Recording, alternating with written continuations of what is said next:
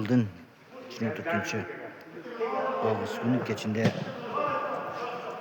Kulukov'un Kulatov'un geldik. Şu yerde Kayraгач bilen Kulatov'un sözleri Bizden Ağustos'ta olay basıp komentarda tutmadan nigat yazbanız. Ondan aycı Instagram'dan katıp cıkçını basıp koyunuzlar. Bugün Kulatov'un geldik.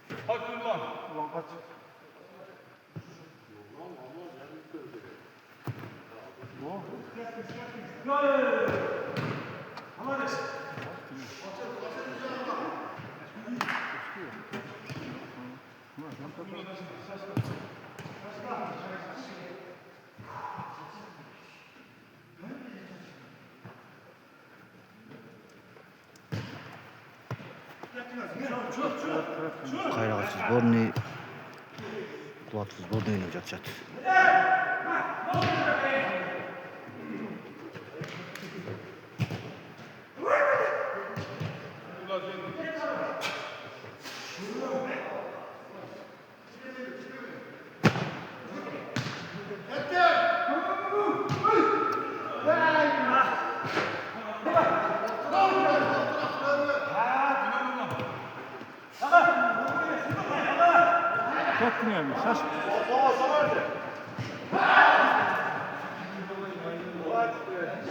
Bir neresinde Barcelona.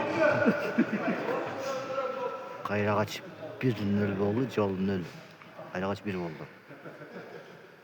Ya çıksa bu takım.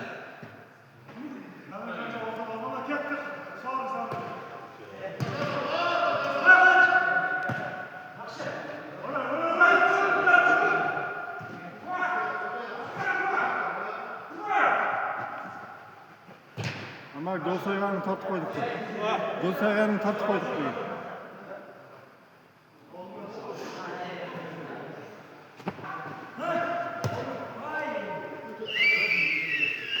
Unuttuğundan 1-0 sevindi. Kayraгач aldı kettik.